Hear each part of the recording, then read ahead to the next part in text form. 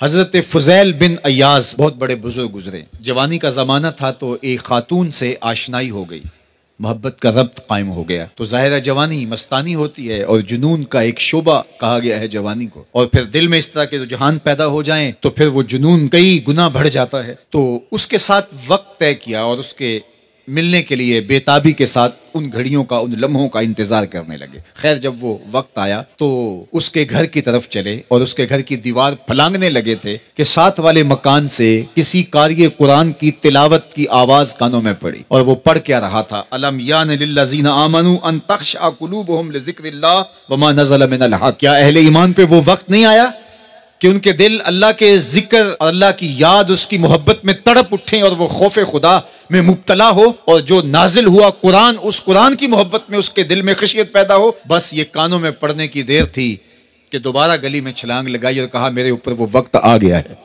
और जंगलों को रोते हुए निकले और हजरत फ़ुज़ैल बिन अय्याज़ फिर वलियों के इमाम करार पाए।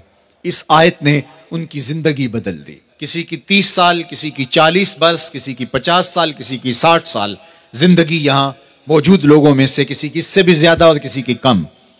इस आयत करीमा को जरा अपने ऊपर वारद करें तो अल्लाह हमें नसीब कर दे कि हमारे दिल तेरे खौफ से कांप उठे और तेरी खशियत से हमारे दिल लर्ज उठें और कुरान के साथ हमारा रब्त मजबूत और मुस्तहकम हो जाए और हम ये इकरार करते हुए तेरे हुजूर हाजिर हो जाएं, मालिक वो वक्त आ गया है कि हमारे दिल तेरी याद से, तेरी मोहब्बत से, तेरे प्यार से माला माल हो गए और अपनी बाकी जिंदगी हम तेरे प्यार में, तेरी मोहब्बत में और तेरी याद में बसर करेंगे।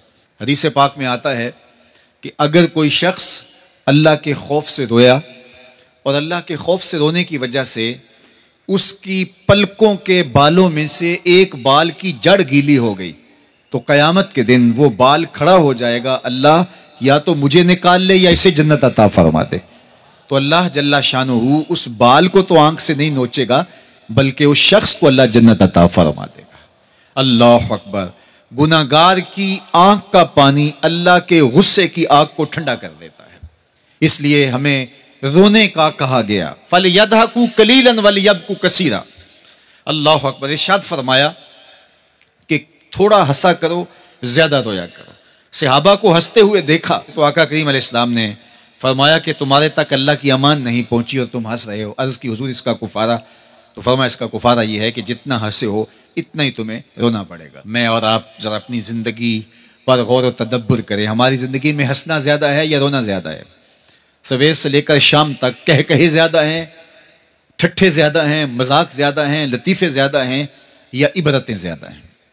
तफक्कुर ज्यादा है, तदब्बुर ज्यादा है, सोच विचार ज्यादा है, याद इलाही में तड़पना ज्यादा है, आंखों से याद खुदा में बहने वाले आंसू ज्यादा हैं या गफलत से फूटते हुए कह कहे ज्यादा है?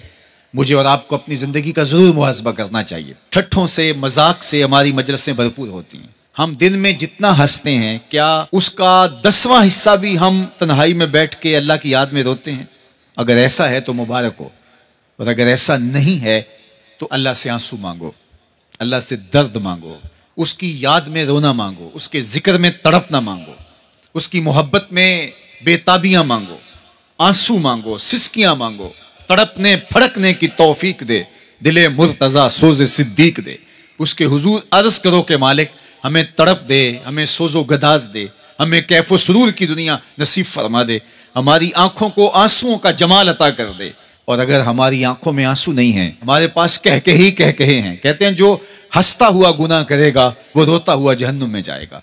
और जिसने यहाँ दुख सहे, तकलीफें सही, आलाम सहे, उसके बदले में अल्लाह ताला उसको वहां राहतें अता फरमाएगा।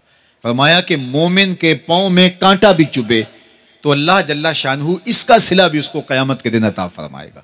तो ये जो तफक्कुरात हैं, ये जो दुख आते हैं, ये जो तकलीफें आती हैं, मसाइब आते हैं, मुश्किलात आती हैं, अज़ियतें हमें पहुंचती हैं, तो इस पर सब्र करना चाहिए और अल्लाह का शुक्र अदा करना चाहिए कि हम इन मसाइब से गुजर रहे हैं, इन मुश्किलों से गुजर रहे हैं। और अगर किसी शख्स की जिंदगी में दुख है ही नहीं, सुख ही सुख है, तो फिर वो समझे कि वो फितने में मुब्तला है। इसलिए जिंदगी के अंदर ये आने वाली तकलीफें, जिंदगी में मिलने वाले दुख, अज़ियतें, ये अल्लाह ताला की तरफ से हमारे ऊपर एक इनाम है और अल्लाह ताला जल्ला शानहू उसके बदले में हमें आखिरत में सिला अता फरमाने वाला है। तो फरमाया व रजुलुन ज़करल्लाह खालियन फफादत ऐनाहु, वो शख्स जिसने तन्हाई में बैठ के अल्लाह का जिक्र किया, अल्लाह को याद किया, और फिर क्या हुआ, फरमाया उसकी आंखों से आंसू टपकने लगे। तो मेरे और आपके आका मौला ने फरमाया क़यामत के दिन जब कोई साया नहीं होगा, याद इलाही में रोने वाले को अल्लाह अपने अर्श का ठंडा साया अता फरमा देगा। तो ये रोना बहुत बड़ी दौलत है, ये बहुत बड़ी सआदत है।